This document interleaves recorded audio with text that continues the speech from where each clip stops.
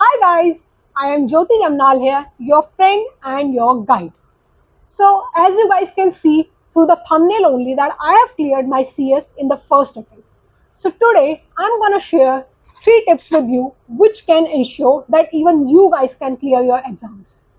Yes, so without wasting any time, let's start and stay with me till the very end. So, the first advice would be attempt 100% paper, 100 mark question. बहुत common advice है जो आपको बहुत लोगों से मिली होगी. Every one is like 100% का attempt करो, 100% का अटेम्प्ट करो. बट द थिंग इज इसके पीछे का रीजन क्या है, स्कोप क्या है, साइकोलॉजी क्या है. Let me tell you with a story. So recently मैंने एक लड़की का रिजल्ट देखा. मैंने उसका प्रोफेशनल मॉड्यूल 2 का रिजल्ट देखा. और प्रोफेशनल मॉड्यूल 2 में एज यू गाइज नो हमारे 3 सब्जेक्ट्स होते हैं. सो हमको 40% आई मीन 40 मार्क्स हमको इंडिविजुअली चाहिए in each subject and 50 marks आपको 50% बेसिकली आपको अग्रीगेट चाहिए. सो 150 मार्क्स आपको अग्रीगेट चाहिए. सो उस लड़की का रिजल्ट क्या आया था, उस लड़की के रिजल्ट में उसके अग्रीगेट 149 मार्क्स थे और आउट ऑफ 3 सब्जेक्ट एक सब्जेक्ट में उसके 39 मार्क्स थे. Yes, so now let's just pause for a minute and think about that girl, how shattered she must be feeling. Yes, so मेरी उससे बात हुई. सो मैंने उससे कुछ पूछा नहीं बट मैंने उससे डायरेक्टली बोला लाइक जिस सब्जेक्ट में उसके 39 मार्क्स आए हैं. सो मैंने उसको बोला कि आपका ये पेपर पूरा नहीं हुआ था, राइट? लाइक आप ये पेपर पूरा अटेम्प्ट नहीं कर पाए थे. So she was like yes, मेरा एक क्वेश्चन छूट गया था, बाकी मैंने पूरा अटेम्प्ट किया था. And that one question was around 8 to 10 marks. So 10 mark let's say. So उसने 90 मार्क का पेपर अटेम्प्ट किया था. सो जब आप 90 मार्क का पेपर अटेम्प्ट करते हैं या 80 मार्क का पेपर अटेम्प्ट करते हैं, सो गाइज आप ये लेकर चलो कि आपका जो गोल था वो 100 में से 40 लाना था. बट जब आपने पेपर अटेम्प्ट ही 80 या 90 मार्क का किया है तो आपका गोल अब 80 में से 40 लाना है. जो लाना है आपको 40 दैट रिमेन सेम, बट अब आपका जो टोटल मार्क है वो कम होता जाता है जितना आप अटेम्प्ट करते हैं उस हिसाब से. सो फिर वो 90 में से 39 आए उसके. सो नाउ लेट्स सपोज उसने 10 मार्क का जो पेपर छोड़ा है उसमें सिर्फ उसको 1 मार्क और चाहिए था कि उसके 39 से 40 हो जाते. सो उसने वो जो एक क्वेश्चन छोड़ा 10 मार्क का क्वेश्चन, नाउ लेट्स सपोज उसने जस्ट वो क्वेश्चन अटेम्प्ट किया होता. I am not talking about कि उसने बहुत अच्छा लिखा होता, उसने सारे प्रोविजंस लिखे होते, no. I am just saying कि उसने जस्ट अटेम्प्ट किया होता.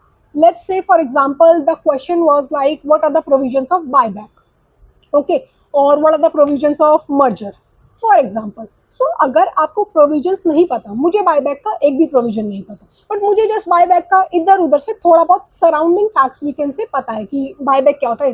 लाइक मुझे सिर्फ 4-5 लाइन की कुछ चीज़ें पता है, वो मैंने जस्ट लिख दी.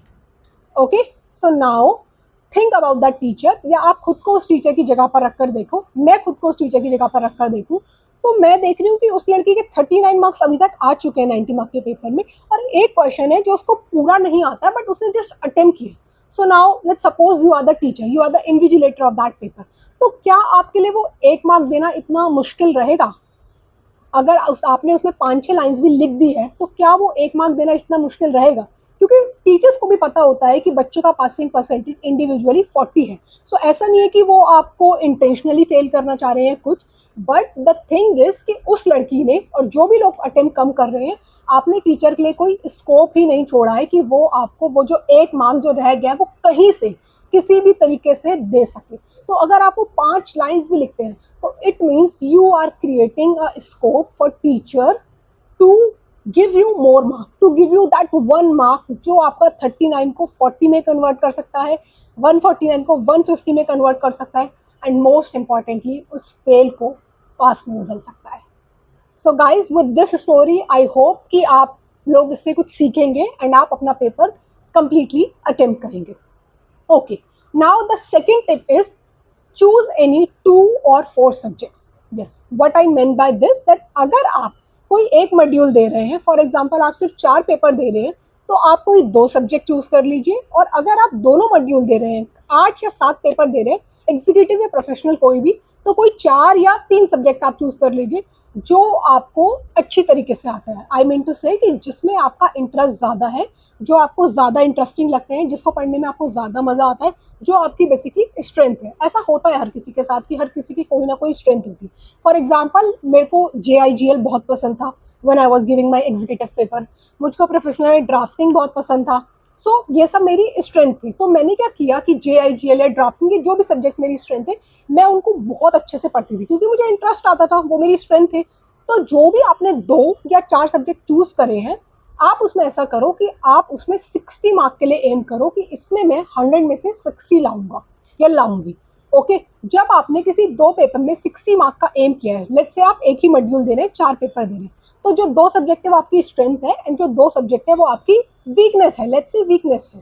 तो जो 2 सब्जेक्ट आपकी स्ट्रेंथ है उसमें आप 60 मार्क का एम करेंगे आउट ऑफ 100, और जो रेस्ट 2 सब्जेक्ट है उसमें आप जस्ट 40 मार्क भी एम करेंगे तो वो ईजिली आ सकते हैं। क्यों? क्योंकि आपको फर्स्ट स्टेप याद रखनी है कि आपने 100 मार्क्स का अटेम्प्ट करना है। तो जो आपके 2 स्ट्रेंथ है सब्जेक्ट, उसमें आप ऑफकोर्स आपका जब स्ट्रेंथ है वो तो आपका कंटेंट भी अच्छा होगा, आपको क्वेश्चंस आते भी सारे होंगे, तो आपके लिए 100 में से 60 मार्क लाना उसमें मुश्किल नहीं होगा, जो आपके स्ट्रेंथ सब्जेक्ट है।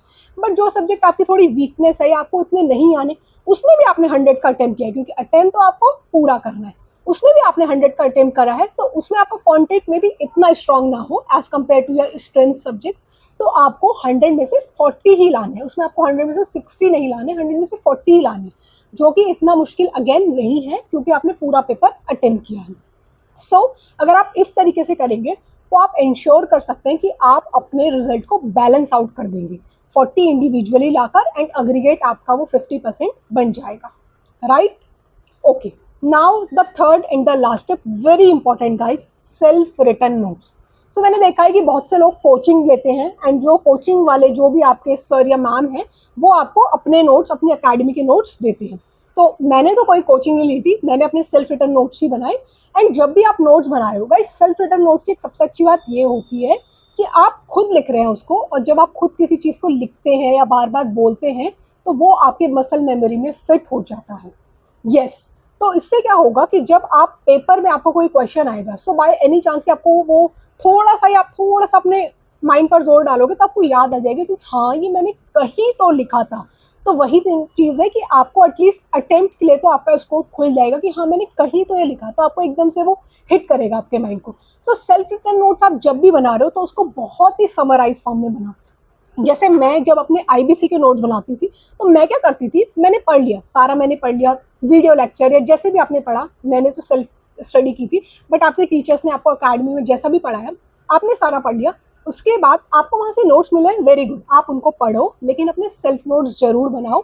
आपने कैसे बनाना है, तो IBC में मैं सेक्शन वाइज नोट्स बनाती थी। फॉर एग्जाम्पल मैंने लिखा सेक्शन 9 एंड उसके आगे उसकी हेडिंग लिख दी, लाइक जो भी आपका हेडिंग है, सेक्शन 10 उसकी हेडिंग, सेक्शन 11 उसकी हेडिंग, जो हेडिंग के अंदर का मैटर है वो आपको याद हो जाएगा।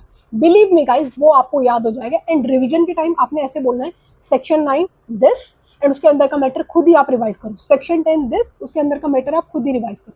इससे क्या होगा, एग्जाम से एक दिन पहले आपको रिवीजन का टाइम मिलेगा, आपका वो जल्दी रिवाइज होगा। क्योंकि अगर आप ऐसे नोट्स पढ़ने लग जाओगे, अगर जो बहुत बड़े बड़े नोट्स होते हैं, वो तो आपको एक दिन पहले आप सारे चैप्टर्स कवर कर ही नहीं पाओगे, जिस वजह से जो आपको चीज़ आती भी है वो आप पेपर में नहीं कर पाओगे क्योंकि आपको रिवीजन का टाइम ही नहीं मिला, विच इज़ वेरी इंपॉर्टेंट। इसीलिए समराइज वे में अगर आप नोट्स बनाओगे तो आपको सारी चीज़ें करने का टाइम भी मिलेगा और आप उसको रिवाइज भी कर पाओगे, not just once but multiple times.